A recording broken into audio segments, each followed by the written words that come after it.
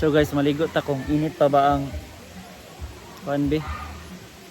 Hot spring sa Ardent sa una dito sa unahan dito. Wala pa na yung mga kuan dia. Makaluto pa og kanang itlog kami sa una. High school pa ko adto boy, diri ko ga bakasyon. Pero karon atong tanahon kung init pa ba. Be, let's go. Ay sa naraw. Ay, burag be. Di na gid siya init guys. Bugnaw na siya. Wala, di na gid init. Di na siya init lads ba? Lads. Cold spring naman eh. Di naman na hot spring. Dili na init gid ay. Di na hot spring, cold spring. So, boss, init pa ka dito. Di na init bay. Di na init guys, no?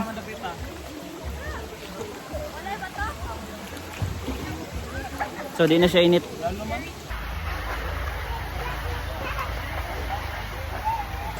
So ano ito sa tumoy kung atong testingan kung init pa bagi diri sa tumoy. Try na to. Let's go. Diri mo pinaka. Tumoy yan.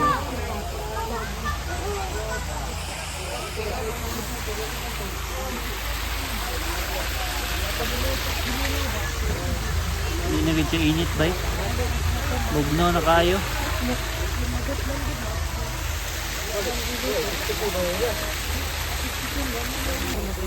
So na guys, di na medyo init no? Di na medyo init ang Ardent.